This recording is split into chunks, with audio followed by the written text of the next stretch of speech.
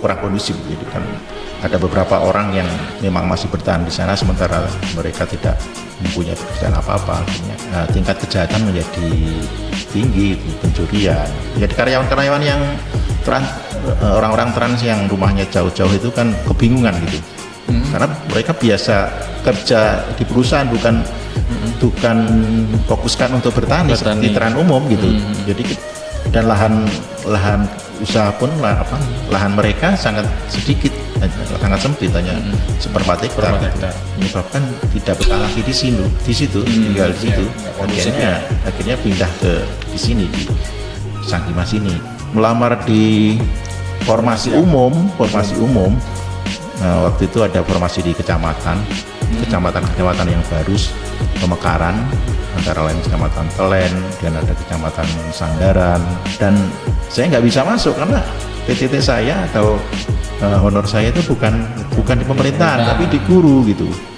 Oke, jadi saya ditolak, beberapa kali ditolak. Akhirnya jadi dulu itu ijazah keguruan itu ada 2, ijazah S1 pendidikan, satu lagi ijazah Akta 4. Betul, ya. Bahkan ada kampus-kampus yang membuka program Akta 4 untuk sarjana-sarjana bukan guru tapi pengen ngajar.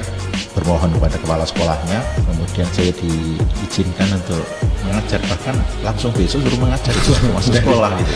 Nah, waktu itu sudah langsung dikasih jam karena memang sudah lama kosong, nggak ada gurunya sama sekali, rangkap guru lain gitu.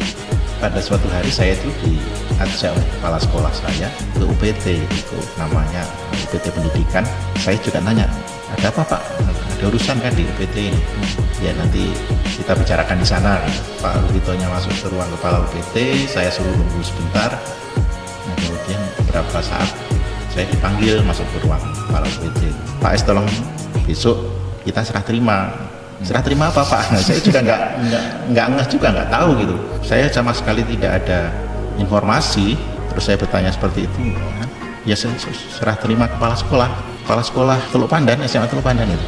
Iya Pak, kok saya kan nggak pernah ngajukan. Terus katanya kepala sekolah, ya Pak S yang saya ajukan gitu. Saya sudah mengajukan ke dinas, bahkan SK-nya sudah ada ini, sudah ditunjukkan SK-nya kan, SK pengangkatan itu SK Bupati kan.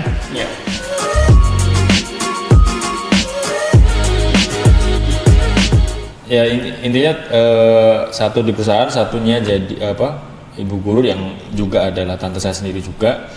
Kemudian perusahaannya pilot. Sampai situ saya masih tetap berusaha karena memang waktu itu muridnya masih sekitar kurang lebih 80-an murid atau siswa ya. Jadi begitu perusahaan tutup itu orang kan tidak langsung meninggalkan perusahaan. Ada yang pengen bertahan di situ, ada yang misalnya mau kemana bingung juga dia kan. Iya bingung juga, akhirnya yang bertahan itu ya tetap anaknya sekolah di situ. Di sekolah perusahaan tadi? Iya, sekolah perusahaan tadi ya. Saya kan bingung juga waktu itu sebagai pengurus yayasan, harus tetap bagaimana sekolah ini bisa berjalan gitu, sekolah ini tetap bisa beroperasi. Ya akhirnya saya bolak-balik ke dinas pendidikan waktu itu masih, tapi sudah di Sangatta tahun 2000 kan sudah Pemekaran ya, Kutai Timur ya. Jadi kalau sebelumnya urusan-urusan selalu saya lakukan di Tenggarong, waktu itu masih Kabupaten Kutai. Kemudian setelah perusahaan tutup tahun 2000 itu saya ngurus semua urusan penyelenggaraan sekolah itu ya di dinas pendidikan di Sangatta gitu, waktu itu di Jalan Mujur Jaya itu di Sangatta. Jadi saya hanya menyampaikan permasalahan sekolahan bahwa saat ini perusahaan sudah tutup, tidak ada lagi dana untuk melanjutkan sekolah. Kemudian waktu itu ditawarkan dari dinas pendidikan kurang lebih waktu itu kan ada 9 guru, masih ada 9 guru yang bertahan gitu di sekolah itu, di yayasan itu. Jadi saya sudah sampaikan bahwa ya terserah Bapak Ibu, karena ini perusahaan sudah tidak ada lagi. Saya kebetulan waktu itu karena ketua yayasan tidak ada, saya sebagai ketua yayasan gitu. Jadi saya sampaikan ya monggo silahkan Bapak Ibu silahkan kalau mau mencari pekerjaan lain di luar sekolahan ini ya silahkan. Nanti akan kita coba carikan solusi gimana mengenai hak-hak terakhir Bapak Ibu. Tapi kelihatannya masih ada 9 orang yang bertahan gitu. Selain kasihan juga, karena kasihan juga dengan anak-anak yang masih kurang lebih 80-an siswa tadi. Akhirnya saya berupaya untuk memenuhi kebutuhan sekolah, termasuk juga kebutuhan operasional ya, untuk alat ATK, untuk yang lain-lain, terutama yang pokok adalah gaji guru ini, karena memang perusahaan sudah tidak ada sama sekali. Dan di zaman itu belum ada dana BOS ya? Belum. Jadi ketika perusahaannya pilot, siswa gimana? Dan apakah suruh bayar atau gimana untuk operasional sekolah? Siswa tetap tidak membayar. Cuman waktu itu penyelenggaraan sekolah jadi tersendat gitu. Ya pastilah jadi tersendat karena tidak ada dana. Jadi itulah yang saya sampaikan, permasalahan itu saya sampaikan ke kepala dinas pendidikan waktu itu, dan ada penawaran untuk 9 orang tadi dijadikan pegawai tidak tetap, PTT waktu itu istilahnya. Mungkin sekarang 32D ya. Kalau dulu istilahnya PTT. Kontrak daerah ya. Pegawai tidak tetap dengan gaji 300.000 waktu itu. Gaji 300.000 dan mereka mau bertahan. Kemudian ya saya akhirnya kembali mengajar lagi sebagai merangkap akhirnya sebagai ketua yayasan, sebagai kepala sekolah, juga ngajar juga, karena memang ya tidak mungkin sekolah itu saya bubarkan gitu. Yang belum tadi saya tahu, di yayasan ini ada berapa tingkat sekolah? SMP saja ya. Karena SD-nya ada negeri ya? Ada negeri, jadi sebetulnya itu adalah untuk melanjutkan dari SD negeri itu, dari 4 desa tadi, 4 satuan pemukiman itu, SMP-nya mereka semuanya di situ. Ya, sisa 80-an anak tadi ya? Iya. Nah itu paling tidak dengan dibantu pemerintah soal statusnya guru jadi guru tidak tetap tadi, lumayan lah ada mereka bisa bertahan hidup di sana gitu. Walaupun sambil bertani, ada yang nanam sayur. Nah ini seperti itu. 300.000 di zaman itu dengan dengan perubahan inflasi segala macam itu sampai mana ya, Mas? Ya kalau ditanya sampai mana ya 300.000 sebetulnya juga bukan uang yang terlalu besar. Beras di zaman itu berapa? Beras zaman itu sudah sekitar 54.000 kalau nggak salah, satu karung itu yang 20 kilo gitu. 20 kilo 54. Iya. Jadi ya untuk makan mungkin. Untuk makan bisa, tapi ya tidak bisa untuk pengeluaran yang lain gitu. Kelihatannya untuk kebutuhan hidup aja sudah pas-pasan. Tapi ya mereka memang tidak punya pilihan lain gitu. Jadi saya tanya yang masih bertahan itu memang ya kalaupun mereka mau pindah tempat atau mereka mau cari kerjaan lain, kayaknya juga mikir-mikir gitu. Ya. Padahal sebelumnya waktu perusahaan masih ada, besaran gaji sampai berapa? Besaran gaji kalau mereka itu digaji sekitar 750-an ribu waktu itu, sampai kemudian ada kenaikan. Yang terakhir itu ketika perusahaan tutup itu mereka mendapatkan 1.100.000 atau 1.200.000, saya agak lupa, tapi kisarannya seperti itu. Jadi mereka sudah menerima seperti itu, kok tiba-tiba dapat 300 ya. Tapi yang saya nggak tahu motivasi mereka, ada yang katanya ya memang kasihan sama anak-anak, ada yang mau pulang kampung juga malu gitu, bingung juga kan gitu, sambil menunggu siapa tahu nanti ada perubahan seperti itu. Dan ternyata juga mereka beberapa yang bertahan itu sekarang sudah pegawai negeri gitu. Oh, karena status PTT tadi diteruskan cukup lama dan mungkin di sekolah negeri. Iya, dan ada pembuktian dan sekarang ada beberapa yang jadi pegawai negeri gitu sudah. Oke. Singkat cerita, jadi si sekolah yayasan tadi bertahan sampai berapa lama untuk sampai tahun 2003 ya. Yayasan itu karena memang saat itu juga muridnya semakin lama semakin sedikit gitu. Ada yang orang tua yang sudah meninggalkan lokasi atau desa itu untuk mencari pekerjaan lain. Jadi makin lama makin sedikit, akhirnya ya tidak memenuhi syarat untuk dilanjutkan sebagai sekolah gitu. Akhirnya ya ditutup. Akhirnya ditutup, dan guru-guru tadi yang tadi statusnya PTT itu ya akhirnya tidak menjadi guru lagi. Ada yang waktu itu sudah tes keterima, ada yang ya ada yang mungkin cari pekerjaan lain di ya apa adanya di sana, pekerjaan apa saja gitu. Masing-masing guru yang 9 tadi sudah punya kehidupan. Iya, sudah punya masing-masing gitu. Pak Es tadi sendiri. Iya, waktu itu saya sampai 2003 itu sebetulnya masih terakhir bertahan di sana dengan hanya beberapa orang, karena sudah ada yang menjadi pegawai negeri dan diangkat pegawai negeri itu jauh gitu. Akhirnya saya terpaksa merangkap lagi seperti awal gitu tadi, merangkap, mengajar, tapi ya itu nggak bisa maksimal karena memang muridnya sedikit, kemudian gurunya juga terbatas, biaya untuk operasional pun juga tidak lancar gitu dari pemerintah. Akhirnya ya tahun 2003 itu saya tutup gitu sekolahnya. Saya izin dengan dinas pendidikan untuk, dan 2003 itu sebetulnya sudah ada SMP negeri di situ. Bukan di situ, tapi di wilayah Desa Batu Timbo kurang lebih 12 kilo. Jadi murid-murid yang masih bertahan di situ diberi kesempatan untuk pindah di sekolah negeri gitu. Jadinya mereka murid negeri gitu.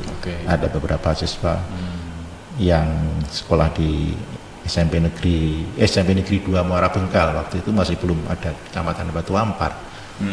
Belum pemekaran kecamatan. Nah, ketika sudah resmi dinyatakan tutup, ya, Bapak sendiri kemana waktu itu? Waktu itu tahun 2003 itu ya kan karena perusahaan itu sudah tutup ya, kondisi sudah tutup duluan agak ya.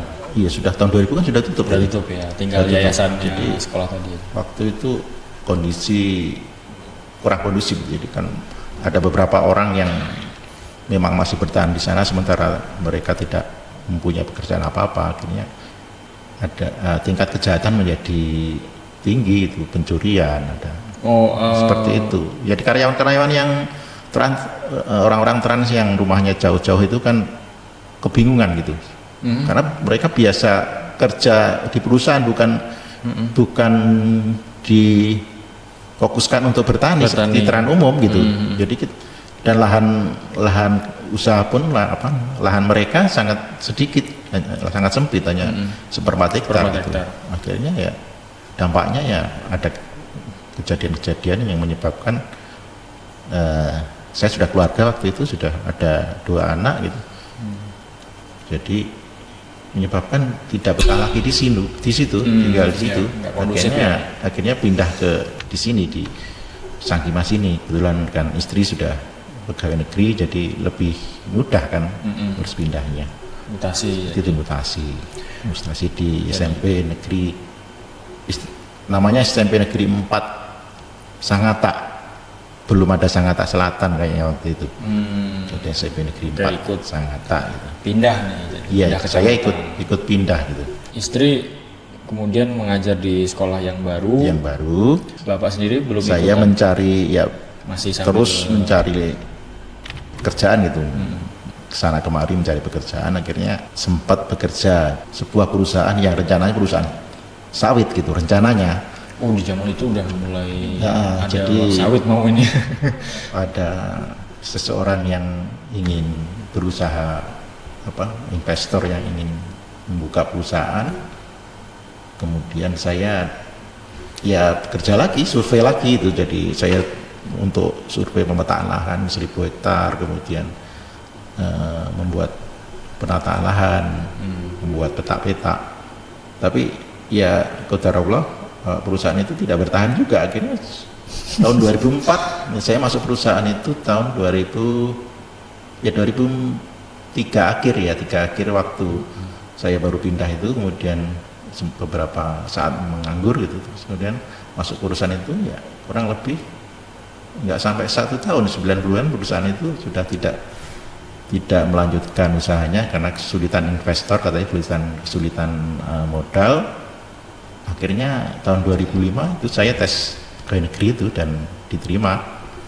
Oh iya, tadi kan sempat diceritain dari sisa guru yang di perusahaan ada yang apa PTT, iya, ada yang pegawai tes. negeri, ya.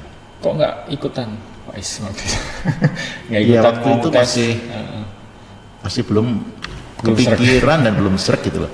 Kan dari awal saya itu menghindari jadi guru makanya Masih ya waktu itu berarti. iya, masih dalam pikiran saya kalau ada pekerjaan lain Yang ya saya yang lain ya. iya mending yang lain kan gitu kan. Seperti itu. Dan waktu perusahaan yang kedua ya yang saya tempati itu yang tadi. rencana perusahaan sawit itu pun tutup, saya pun juga mencoba untuk berusaha untuk melamar. Waktu itu ada penerimaan tahun 2004 2005 ya, penerimaan 2004 untuk formasi 2005.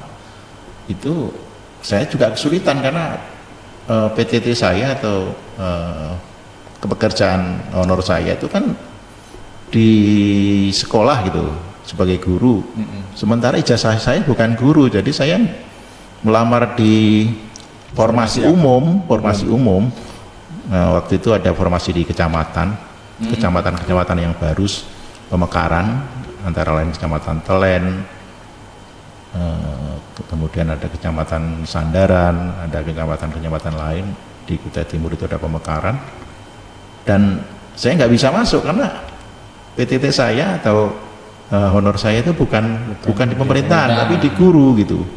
Oke, jadi saya ditolak gitu, beberapa kali ditolak. Akhirnya 3 hari saya berturut-turut ke kantor BKD untuk menyerahkan berkas. Akhirnya diberi kesempatan ya, mungkin ya namanya masih melamar toh juga belum tentu terima juga kan gitu. Akhirnya diberikan kesempatan untuk tes gitu. Oh, jadi apa ya? Di apa nih Mas? Mungkin di tahap tes apa seleksi administrasi begitu ya? Iya, itu gagalnya di tahap seleksi administrasi itu karena tidak apa ya? Tidak nyambung itu tidak. Walaupun ijazahnya adalah pemerintahan, tetapi kan pengalamannya bukan di sana. Pengalamannya kan di sekolah gitu. Sementara mau melamar di sekolah juga tidak sesuai, tidak linear dengan ijazahnya kan gitu kan. Iya, jadi serba salah akhirnya. Ya, akhirnya waktu itu ikut tes, kemudian alhamdulillah diterima gitu. Kemudian ya karena penempatannya memang di kecamatan dan cukup jauh gitu. Waktu itu kan kecamatan yang baru di kecamatan Telen, kecamatan Sandaran, dan itu cukup jauh dari tempat tinggal kan gitu. Maka ya akhirnya sebelum ada SK itu kita coba ya bermohon supaya tidak. Tapi kesulitan lagi karena memang kecamatan Sangatta Selatan kan sudah ada waktu itu.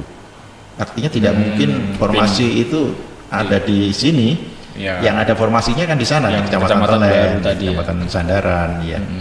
Nggak bisa juga mutasi nggak bisa. Terus ya akhirnya akhirnya bekerja di sekolah sebagai tenaga tata usaha gitu. Jadi itu solusi yang diberikan karena memang waktu itu alasannya keluarga masih perlu bimbingan, masih ada anak-anak 2 yang kecil gitu. Jadi akhirnya ditempatkanlah di tata usaha SMP Negeri 4 Sangatta. Waktu itu tahun 2006 ya, 2005-2006 sudah tahun ajaran 2005-2006. Nah kemudian tahun 2008 itu kan ada program sertifikasi guru itu. Oke. Baru pertama ya? Iya, kedua. Oh yang kedua. Yang pertama kan 2007. Iya, itu jadi awal era sertifikasi. Iya. Saya masih baru masuk kuliah tuh. Itu ramai banget itu yang pembahasan sehari-harinya adalah sertifikasi. Jadi saya ikut sertifikasi guru, karena waktu itu memang kan baru awal-awal ya, jadi tidak terlalu mensyaratkan masa kerja yang cukup lama gitu, cukup panjang, jadi kesempatannya cukup terbuka untuk ikut itu. Dan saya kebetulan waktu itu kan sudah memiliki juga akta 4 ya, karena sebelumnya itu saya ikut akta 4. Dulu masih bisa ngambil akta 4 betul, aja ya. Jadi saya sudah punya akta 4. Akta 4 saya itu tata negara, sehingga saya ngajar PPKN, dan sertifikasi saya juga PPKN waktu itu. Nah ini siapa tahu ada Gen Z atau yang muda-muda ya. Jadi dulu itu ijazah keguruan itu ada 2, ijazah S1 pendidikan, satu lagi ijazah akta 4. Betul, ya, itu betul. bahkan ada kampus-kampus yang membuka program akta 4 untuk sarjana-sarjana bukan guru tapi pengen ngajar. Iya. Nah makanya dia ikut kuliah akta 4 setahun kalau nggak salah waktu itu ya Pak. Iya, setahun. Ya. Nah, jadi setelah punya akta 4 bisa ngajar dia. Bisa ngajar. Nah, ibaratnya punya SIM lah. Punya SIM ya. SIM untuk mengajar lah. Itu akhirnya karena sudah punya modal akta 4 tadi. Oh, berarti di sekolah tadi juga ngajar walaupun statusnya di administrasi ya. Iya, bahkan waktu itu kepala sekolah yang pertama setelah SMP Negeri 4 ini kan SMP yang dulunya statusnya adalah SMP swasta. Ya. SMP Negeri SMP Patara Dharma dulu. Ya. SMP yang dikelola oleh Pertamina. Kemudian karena Pertamina sudah tidak mengelola pendidikan lagi, maka menjadi penegrian. Nah, dinegrikan dengan nama SMP 4 Sangatta. Nah, waktu itu jadi saya juga mengajar, bahkan mengajarnya itu mengajar yang tidak sesuai dengan akta 4 saya juga, mengajar matematika gitu. Jadi pokoknya apa yang kosong ya. Iya, karena yang kosong itu. Jadi selain saya harus melaksanakan tugas saya sebagai tata usaha sekolah, saya juga harus mengajar gitu, karena memang guru matematika waktu itu diterima sebagai bukan diterima, pindah ke Samarinda, sehingga kosong itu. Karena waktu di Yayasan Perusahaan HTI tadi saya pernah juga mengajar matematika, semua pelajaran ngambil saya ajar. Iya, mengajar dia. Akhirnya saya juga diberikan tugas untuk menggantikan atau mengampu pelajaran matematika yang waktu itu gurunya tidak ada gitu. Jadi seperti itu. Dan tahun berikutnya tahun 2006 karena saya bukan merasa berat sih, tapi ya karena tugas ganda kan, tugas tata usaha dan tugas ngajar, dan ngajarnya juga 24 jam kan, ada 6 kelas kali 4 jam pelajaran. Akhirnya saya dengan akta 4 saya tadi, tata negara tadi, mengajukan permohonan untuk menjadi pegawai fungsional atau menjadi guru gitu. Jadi, tadinya kan struktural saya, tadinya kan struktural kan. Iya. Jadi saya mutasi ke fungsional sebagai guru. Saya ditempatkan tetap di sini, tetap di SMP 4. Sangatta tadi. Sangatta. Sebagai guru PPKN. Iya, akhirnya saya tidak mengajar lagi matematika. Udah ada gurunya tuh gimana? Waktu itu ada 2 guru memang, jadi itulah yang menjadi penyebab saya juga pindah, karena waktu itu di pelajaran PKN. Betul, karena waktu itu kan sertifikasi itu mensyaratkan 24 jam kan. Oke. Ya, nggak cukup. Padahal di sini rombelnya atau kelasnya cuma 6 rombel dan ada 2 guru dengan pelajaran yang sama, PPKN juga.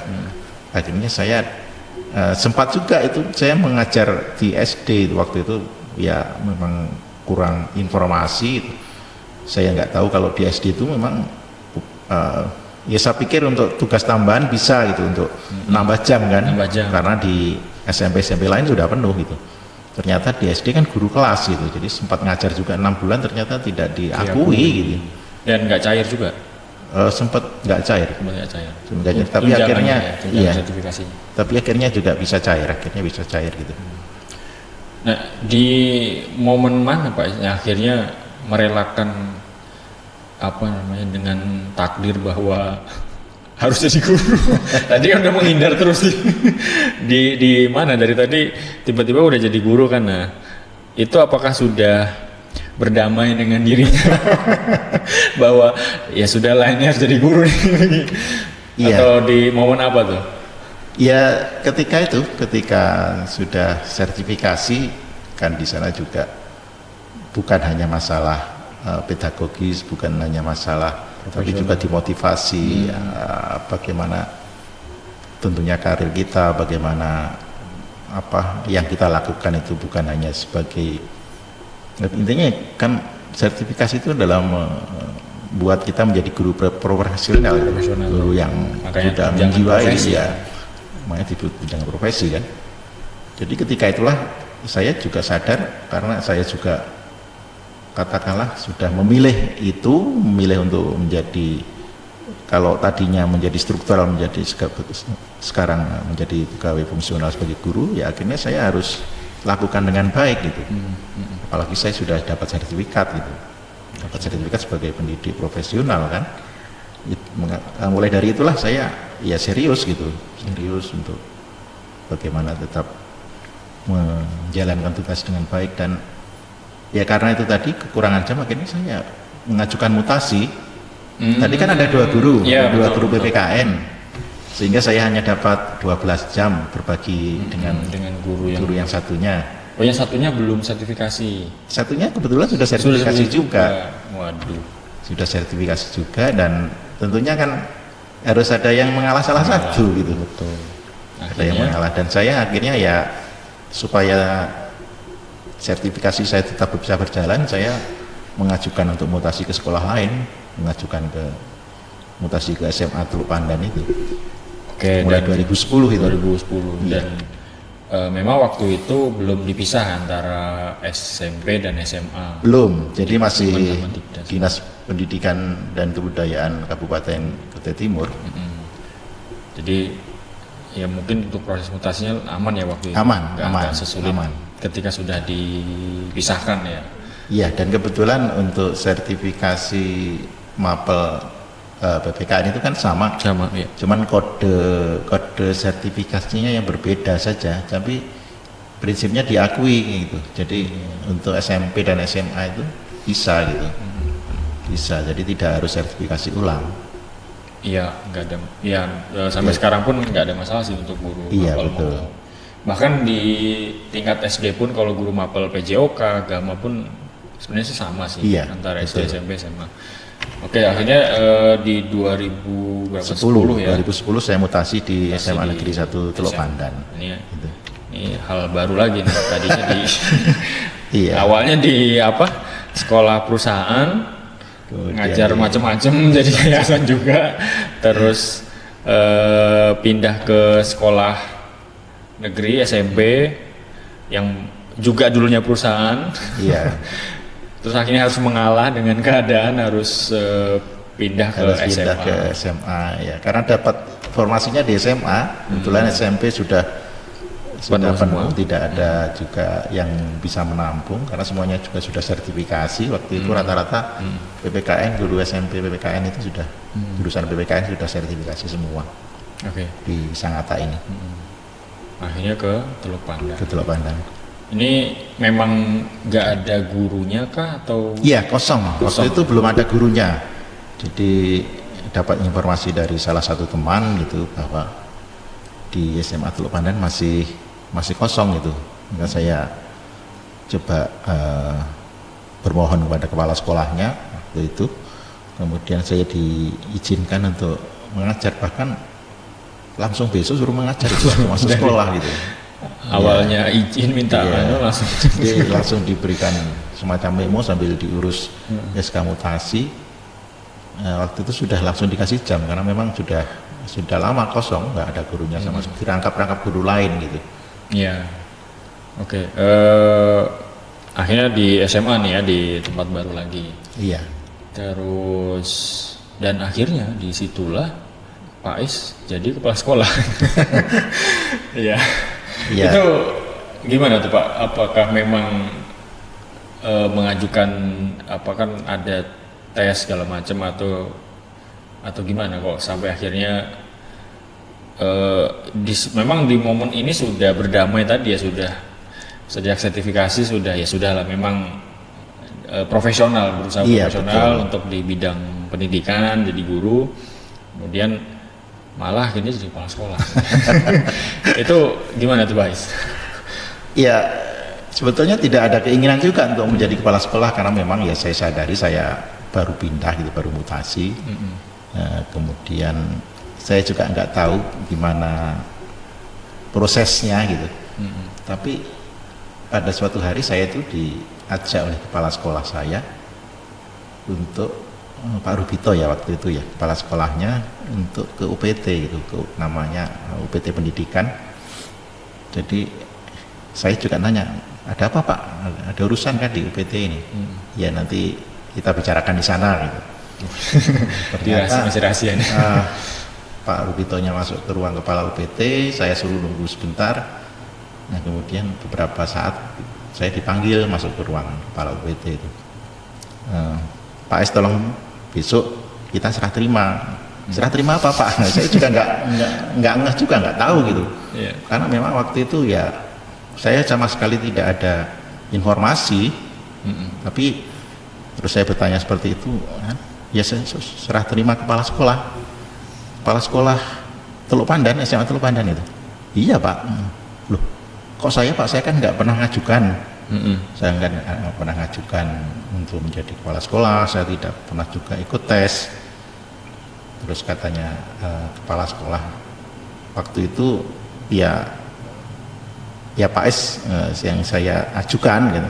Saya sudah mengajukan ke dinas, bahkan SK-nya sudah ada ini, sudah ditunjukkan SK-nya kan, SK pengangkatan itu SK Bupati kan, SK Bupati. Jadi waktu itu Pak Bupatinya Pak Isran Nur, nggak salah yang tanda tangan itu, Pak Isran Nur yang masih Bupati. Jadi saya kaget juga gitu, kok mendadak gitu, tiba-tiba, dan sebelumnya tidak ada pemberitahuan. Tapi karena itu sudah ada SK-nya dan saya kan tidak mungkin juga menolak itu, karena memang ya walaupun saya juga merasa saya tidak punya pengalaman apa-apa gitu, karena memang saya baru mutasi 2010 dan itu 2011 itu SK itu kan baru setahun gitu.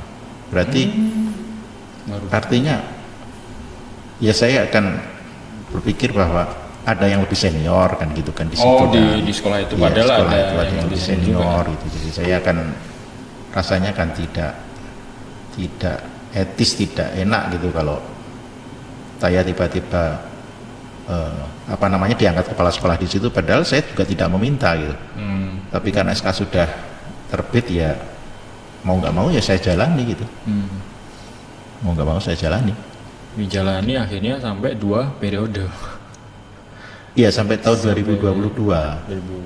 Artinya dari 2011 sampai 2022 11 tahun ya. 11 tahun ya, lebih 2 periode. Kalau 2 periode kan 8 tahun. 1 periode 8 tahun. Sampai saya mutasi lagi sampai di mutasi lagi sekarang itu. Iya. Dan akan insya Allah sampai pensiun nanti. Insya Allah bulan Desember tahun 2025. Nah, dari awal mula terjebak ya mungkin tadi terjebak di pendidikan gitu ya. Kemudian tahun 2000 tadi Pak berarti ya. Pertama saya ngajar sebetulnya 92 itu. Yang awal ya. Ketika di yayasannya dia. Iya. Nah, tahun 92 kemudian sampai sekarang 2025. Iya. Sudah berganti kurikulum berkali-kali. Ya. Bermacam-macam kurikulum. Nah, ini yang penasaran saya nih Pak. Kan saya baru lah hitungannya dibandingkan Pak Ais ini udah baru banget kita. Nah, itu apa ya? Ketika kurikulum itu dirubah, yang saya tahu adalah keinginannya untuk menyesuaikan perkembangan zaman, kebutuhan zaman. Betul. Dan sebagainya. Tapi di sisi lain dari segi gurunya, kemudian siswanya juga nggak selalu merasa bahwa harus dirubah atau bahkan kadang saya pribadi merasa bahwa perubahan kurikulum itu tidak memberikan dampak yang besar gitu loh.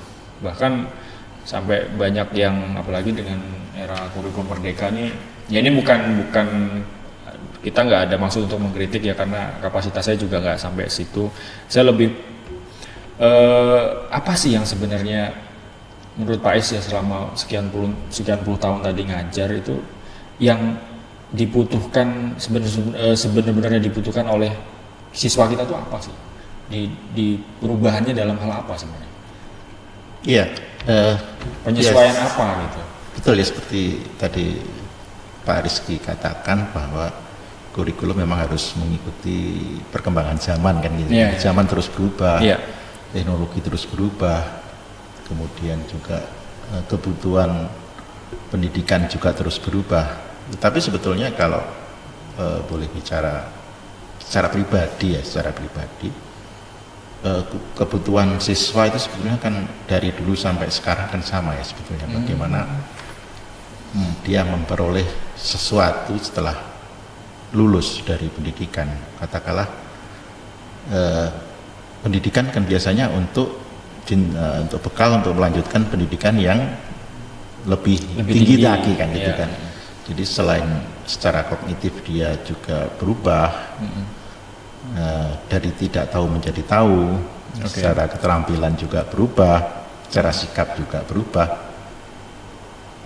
Dengan beberapa perubahan ini memang kadang-kadang ada pihak-pihak yang merasa bingung, merasa tidak bisa menyesuaikan diri. Katakanlah ada sementara juga guru-guru yang berpendapat loh, kenapa sih setiap ganti menteri ganti kurikulum gitu. Jadi mereka harus berusaha untuk menyesuaikan diri lagi.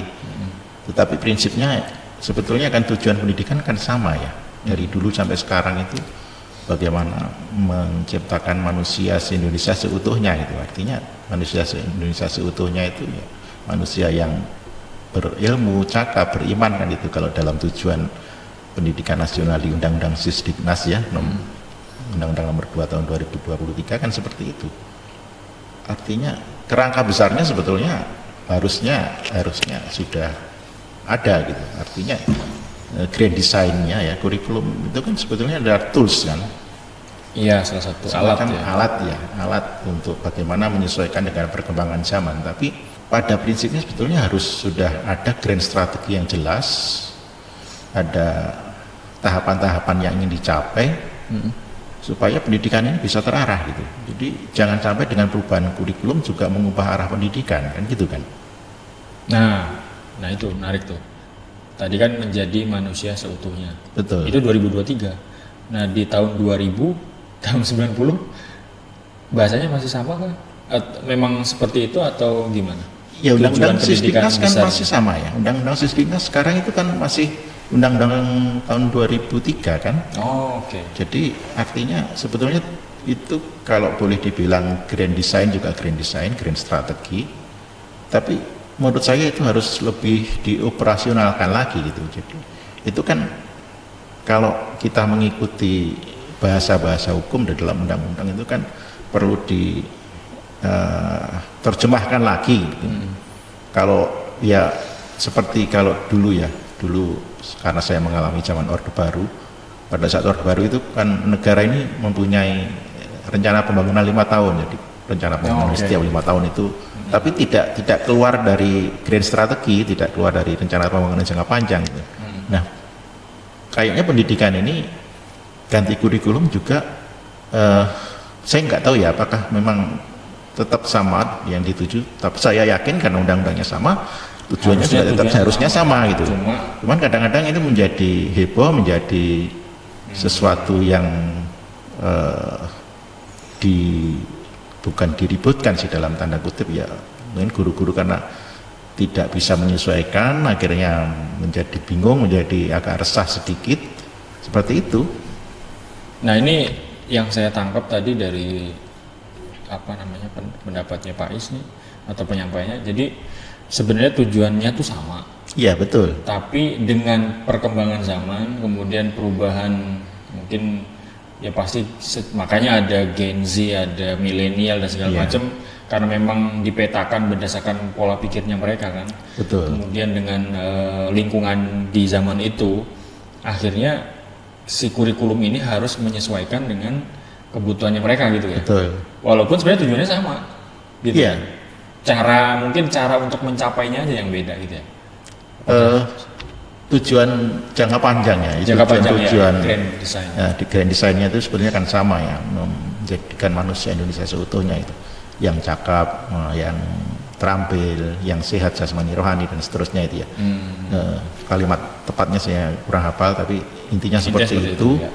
Jadi kalau seperti itu sebetulnya kan masih bahasa-bahasa yang umum ya, bahasa undang-undang. Ya, artinya betul. Ketika pengaplikasiannya gitu itu belum spesifik gitu. Jadi katakanlah memang seharusnya negara sudah atau pemerintah sudah harus merumuskan.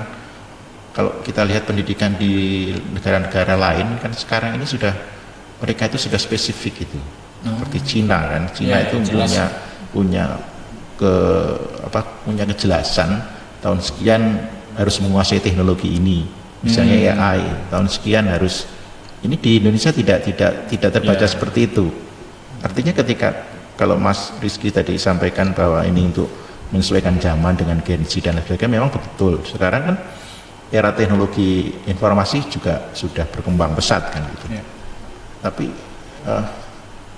menurut saya ya, ini pendapat pribadi, kita kan tidak ingin bahwa itu menjadi terputus-putus gitu. Dalam arti seperti ini, setiap menteri mungkin penekanannya berbeda gitu. Katakanlah ada menteri yang mungkin lebih ditekankan pada teknologinya, pada AI dan lain sebagainya, teknologi sekarang. Ada menteri juga yang menginginkan pembelajaran yang lebih bermakna dan seterusnya. Jadi saya pikir itu hanya penekanan gitu, hanya penekanan.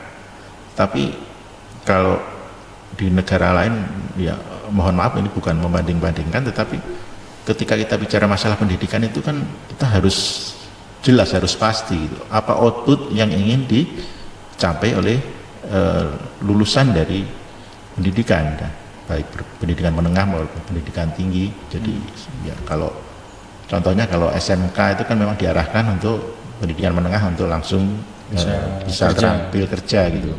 Kalau SMA kan memang harus ke pendidikan tinggi dulu kan, itu bekal untuk menjadi perguruan tinggi kan.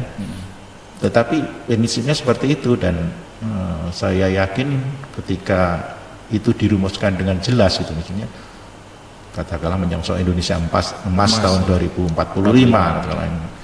siswa Indonesia harus menguasai apa itu yang spesifik itu, yang katakanlah teknologi AI atau teknologi kecerdasan buatan atau apapun itu kan lebih stepnya lebih jelas pasti, gitu. Jadi setiap 5 tahun dievaluasi sudah sampai mana kan gitu. Kalau sekarang ini kan rasanya juga belum terlalu terperinci step by step itu, tahap demi tahap. Nah akhirnya yaitu tadi ada yang penekanannya menteri ini mungkin lebih ke teknologinya, ada yang menteri yang satunya lebih ke makna pembelajarannya lebih mendalam dan seterusnya seperti itu. Tapi dari kesemuanya masih terlalu umum bahasanya. Iya, masih terlalu umum, belum ada spesifik. Iya. Apa sih tujuan? Apa sih yang dituju untuk lulusan ini, kualifikasinya seperti apa gitu. Karena itu kan juga bagaimana kita bisa menyongsong era ke depan kan. Era ke depan yang tentunya era itu masih belum terjadi. Kalau kita prediksi sekarang kan, sekarang eranya adalah era kecerdasan buatan kan gitu. Iya. Berarti nanti siswa itu harus bisa menyesuaikan itu, karena di negara-negara lain pun juga seperti itu kan. Ya kita tidak usah jauh-jauh di Asia Tenggara sendiri, Singapura pun sudah melakukan seperti itu gitu. Mulai dari pendidikan dasar sampai pendidikan tingginya sudah terintegrasi dengan tujuan yang tadi yang jelas. Karena dia punya tujuan itu spesifik, kemudian untuk mencapainya sudah ada step-step, langkah-langkahnya udah jelas. Di SD apa, dasar apa, kemudian pendidikan menengahnya apa. Betul. Jadi kemudian ya intinya jelas apa yang mau dicapai gitu ya. Iya. Ya, Saya kira ya negara sudah atau pemerintah sudah harus merumuskan itu secara jelas dan itu tidak dirubah-rubah siapapun menterinya kan gitu. Menterinya. Nah, iya. Itu masalahnya, nanti ganti lagi beda lagi. Tergantung presidennya siapa. Iya. Oke, nah ya ini udah 1 jam lebih ya, nggak terasa. Jadi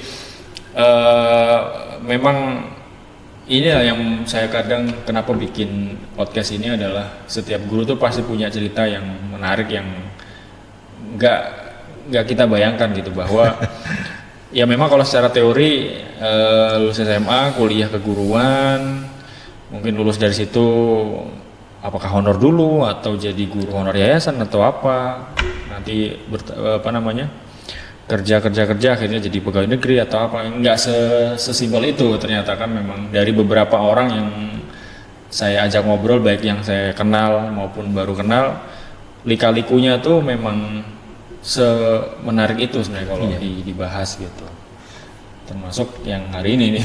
Iya.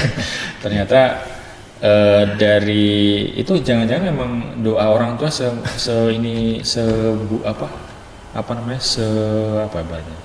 semujarab itu ya Pak ya. Iya. Tadi kan awal tadi kita bahas orang tuanya pokoknya jadi guru. Iya. Udah menghindar loh, kuliahnya pun. Iya. Tapi endingnya juga di guru juga ya. Iya. Iya, pernah saya dalam suatu pelatihan mata pelajaran gitu. Ada instruktur yang menyatakan bahwa ada 3 jenis guru gitu. Jadi saya tertarik. Ada guru benar, artinya guru itu memang dari backgroundnya benar, kuliah di keguruan, kemudian nanti menjadi guru. Kemudian yang kedua adalah guru bayar. Guru bayar itu ya guru honorer yang dia hanya dibayar gitu yang mengajar. Kemudian ada guru nyasar, mungkin salah satu dari saya itu ada guru nyasar gitu, artinya kesasar dan terlanjur nyaman di sana gitu sampai pensiun. Sampai pensiun nyasarnya. Dan memang juga kebetulan ibu saya kan meninggal tahun 2012 ketika saya sudah menjadi kepala sekolah gitu. Dan kelihatannya waktu saya sempat pulang kampung gitu, waktu ada kegiatan di Malang gitu, jadi saya sempatkan pulang ke Blitar, itu kelihatannya beliau juga bahagia gitu, namanya senang sekali saya menjadi guru gitu. Artinya dia berdoa siang malam mungkin ingin saya menjadi guru, walaupun tidak pernah terucap karena memang ya sudah katakanlah suratan takdir. Saya di awal tidak mau kuliah di pendidikan keguruan, kemudian juga saya merantau di Kalimantan dan seterusnya, akhirnya kok ujung-ujungnya menjadi guru gitu. Jadi ya beliau merasa bangga, merasa senang, merasa apa ya waktu saya pulang itu kelihatan dari roman muka beliau tuh senang gitu saya menjadi guru, dan ya berdoa semoga sampai pensiun dan seterusnya. Alhamdulillah sampai pensiun sebentar lagi, 6 bulan lagi gitu. Nah, ini teman-teman yang, karena kalau saya sekilas menghitung gitu ya, bahwa ya termasuk ketika saya kuliah juga banyak sekali bahwa lulusan keguruan nggak jadi guru gitu, mungkin persentasenya dikit ya.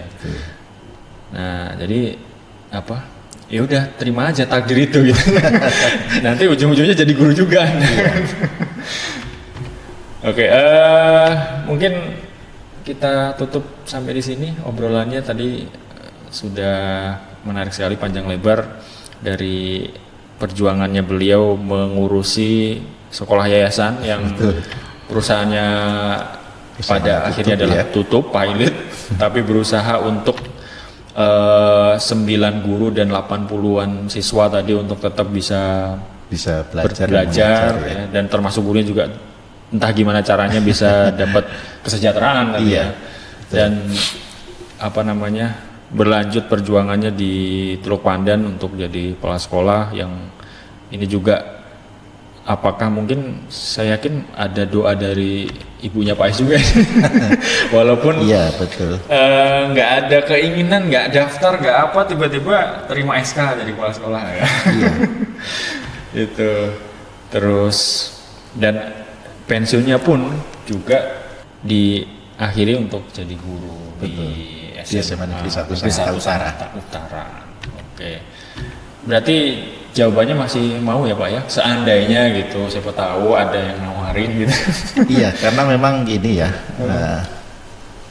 Ya apa istilahnya ya, saya itu pada awalnya tidak ada passion, tidak suka gitu mengajar itu, tapi kok lama-lama asik gitu, lama-lama udah tadi nyasar tadi ya, terus ya itu kesasar. Ya akhirnya saya berusaha untuk bagaimana mencintai apa yang saya kerjakan gitu.